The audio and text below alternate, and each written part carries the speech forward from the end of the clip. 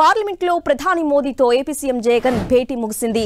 ఏపీకి ప్రత్యేక హోదా, విభజన హామీల అమలు, రాష్ట్రానికి ఆర్థిక సహకారం, పెండింగ్ అంశాలపై ప్రధానికి విజ్ఞాపనలు అందజేశారు.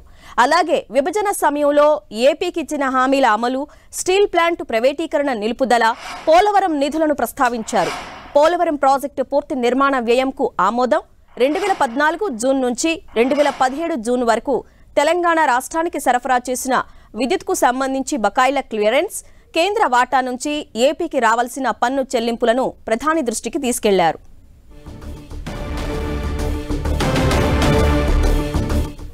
రైట్, ఈ భేటీకి సంబంధించిన పూర్తి సమాచారాన్ని మా ప్రతినిధి గోపి అందిస్తారు. గోపి, ప్రధాని నరేంద్ర మోదీతో ఏపీ సీఎం జగన్ భేటీ ముగిసింది. సుమారు అరగంట పాటు ఈ సమావేశం జరిగినట్లుగా తెలుస్తోంది. 1-to-1 సమావేశం జరిగింది. ప్రధాని అలాగే ఇటు జగన్మోహన్ రెడ్డి ఇరువురు మధ్య ఇటు ఆంధ్రప్రదేశ్ రాష్ట్ర అభివృద్ధికి సంబంధించిన అంశాలకు సంబంధించి ప్రధానంగా ఏపీకి ప్రత్యేక హోదా, విభజన హామీల అమలు సహా రాష్ట్రానికి ఆర్థిక సహకారం, పెండింగ్ అంశాలపైన ప్రధానికి విజ్ఞాపనలు అందజేశారు జగన్మోహన్ రెడ్డి. మరోసారి విభజన చట్టానికి సంబంధించి 10 ఏళ్ల కాల పరిమితి పూర్తవుతున్న సందర్భంగా అనేక అంశాలు పెండింగ్ లో ఉన్నాయి. సో వీటన్నిటిని కూడా ప్రత్యేకించిన అమలు పరచాలని చెప్పి కూడా ఇటు జగన్మోహన్ రెడ్డికి విజ్ఞాపనలు అందజేశారు.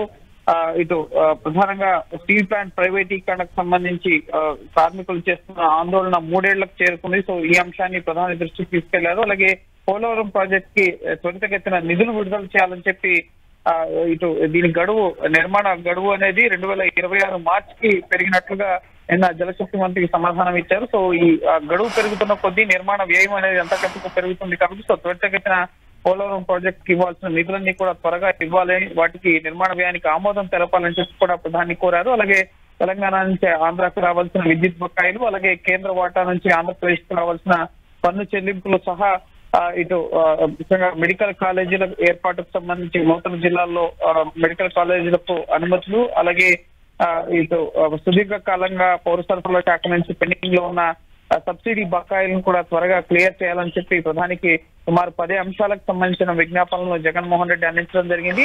ప్రధానితో భేటీ అనంతరం ప్రస్తుతం జగన్మోహన్ రెడ్డి ఇటు కేంద్ర ఆర్థిక మంత్రి నిర్మలా సీతారామన్ తో కూడా ప్రస్తుతం చర్చ అనేది జరుపుతున్నట్లుగా తెలుస్తోంది. ప్రధాని ముఖ్యంగా ప్రధాని పార్లమెంట్ లో ప్రధాని కార్యాలయం, అలాగే ఆర్థిక మంత్రిత్వ శాఖ ముఖ్యంగా ఆర్థిక మంత్రి నిర్మలా సీతారామన్ కార్యాలయంలో ఈ సమావేశాలు అనేవి జరుగుతున్నాయి.